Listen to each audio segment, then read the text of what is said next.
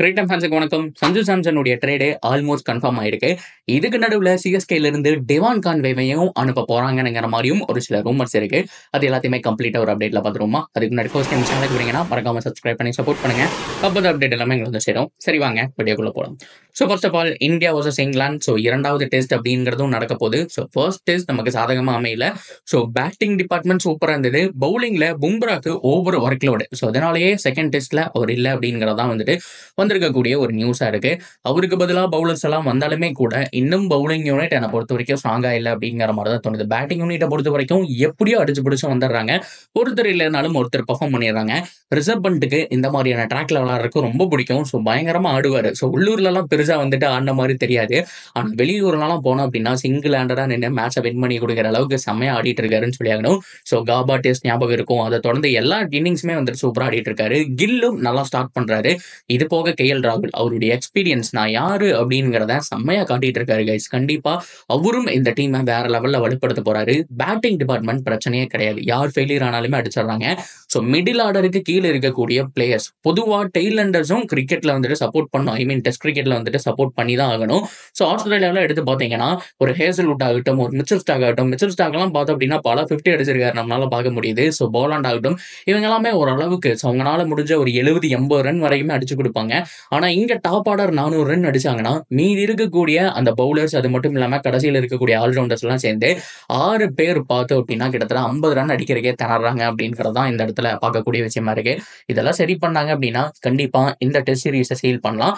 பாப்போம் கைஸ், இந்த test series எப்படி போக போகுது அப்படிங்கிறத பார்க்கலாம். ஸோ இப்போதைக்கு இதுதான் வந்திருக்கக்கூடிய அப்டேட்.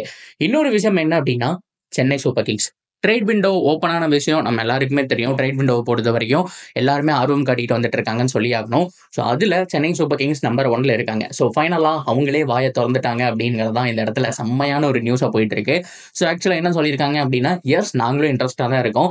சஞ்சு சாம்சன் மாதிரியான ஒரு பிளேயர் கிடைக்கிறதெல்லாம் ரொம்ப வரும். ஸோ விக்கெட் கீப்பிங் பேட்ஸ்மேன் அது மட்டும் இல்லாமல் ஃபியூச்சர் அதில் மாற்றமே கிடையாது. சூப்பரான ஒரு பேட்ஸ்மேன். கண்டிப்பாக அவர் அவைலபிளாக இருக்காரு அப்படின்னா எங்களுடைய கண்ணு இருக்கத்தான் போகுதுங்கிற மாதிரி கிளியர் கட்டாக சொல்லிட்டாங்க. இன்னொரு குரூப் ஆல்ரெடி ட்ரேட் எல்லாம் முடிஞ்சு இவங்களுக்குள்ள பேசி வச்சுட்டாங்க. இதெல்லாம் வெறும் வந்துட்டு புருடாஸ் மட்டும்தான். ஸோ சோசியல் மீடியாவில் சொல்றதுக்காக சொல்லிட்டு இருக்காங்க. ஸோ ஆல்மோஸ்ட் இவங்க எல்லா விதமான அந்த ஃபார்மாலிட்டிஸையும் முடிச்சுட்டாங்கிற மாதிரியே சொல்லிட்டு இருக்காங்க. சஞ்சு சாம்சனுடைய ரீசெண்ட் டைம் ஆக்டிவிட்டிஸ் எல்லாம் பார்த்தா அப்படித்தான் தெரியுது. எனக்கு தெரிஞ்சு சஞ்சு சாம்சனும் RR மேனேஜ்மெண்ட் கிட்ட இருந்து ஃபைனலா அந்த ஒரு சூப்பர் பெர்மிஷன் வந்துருச்சு அப்படின்னா இவரும் வருவாரு அப்படிங்கிற மாதிரி தான் நம்ம எக்ஸ்பெக்ட் பண்ணலாம். பொறுத்திருந்த பார்ப்போம் guys. Sanju Samson to CSK trade கிட்டத்தட்ட ஒரு 3 மாசமா ட்ரெண்டிங் டாபிக். இப்போ ஆல்மோஸ்ட் 99% கன்ஃபார்ம் ஆயிடுச்சு. 1% ஜூலை 4க்கு அப்புறம் சென்னை சூப்பர் கிங்ஸ் உடைய அஃபீஷியல் பேஜ்ல இருந்து வெல்கம் டு CSKங்கிற மாதிரி ஒரு போஸ்ட் வந்துச்சு அப்படின்னா CSK ஃபேன்ஸுக்கு இதை விட ஒரு சந்தோஷமான ஒரு விஷயம் இருக்க முடியாது அப்படிங்கிறத சொல்லி ஆகணும். சரி ஓகே, இங்கிருந்து யாரப்பா அனுப்புறது அப்படிங்கிறதான் மிகப்பெரிய கேள்வி. என்னை பொறுத்த வரைக்கும் திரிபாதி, ஹூடா, விஜய் சங்கர் இன்னும் நிறைய பேர் இருந்துகிட்டே இருக்காங்க. ஸோ அஸ்வின் அவர்களும் கூட இந்த லிஸ்ட்ல இருக்காரு அப்படிங்கிறத சொல்லி ஆகணும். அண்ட் சில பேர் சிவம் துபேவை சொல்றாங்க. ஸோ சிவம் துபே பொறுத்த வரைக்கும் செம்ம பேட்ஸ்மேன், நல்ல ஒரு ஆள், அதெல்லாம் நமக்கு தெரியும்.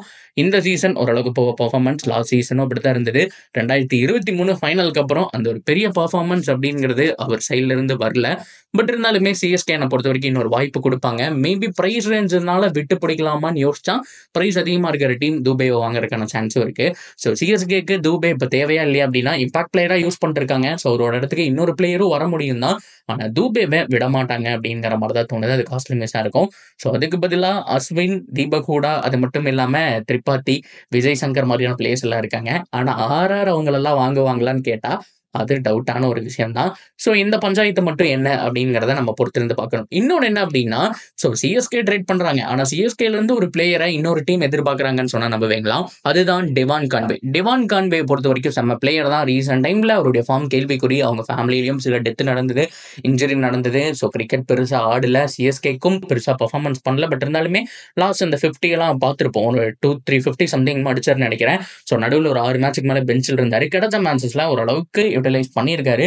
பட் இருந்தாலுமே அவருடைய ஸ்ட்ரைக் ரேட் ரொம்ப போரா இருக்கு. அதனால தான் டெக்சாஸ் சூப்பர் கிங்ஸ்லயே பெஞ்ச் பண்ணிட்டாங்க. ஸோ இதெல்லாம் வச்சு பார்க்கும்போது அடுத்த சீசன் இருப்பாராங்கிறது ஒரு டவுட் தான். ஆனா GT அவர் மேல இன்ட்ரெஸ்டடா இருக்காங்க. எங்களுக்கு அவர் வேணும் அப்படிங்கிற மாதிரி சொல்றாங்க. ஸோ பொதுவா GT இந்த மாதிரியான பிளேயர்ஸ் தான் எதிர்பார்ப்பாங்கிறது நமக்கு கிளியர் கட்டா தெரியும். லைக் நீங்க ஒரு சாய் சுதர்சனை பாருங்க, ஒரு பட்லரை பாருங்க, அண்ட் கில்ல பாருங்க. இவங்க எல்லாமே ஓப்பனிங் பார்ட்னர்ஷிப்பை ஸ்ட்ராங் பண்ணி அப்படியே பொறுமையா போறதுக்கு தான் பாக்குறாங்க. டெவான் கான்வேவை அவங்க கேட்கறாங்க அப்படிங்கிற நியூஸ் வந்திருக்கு.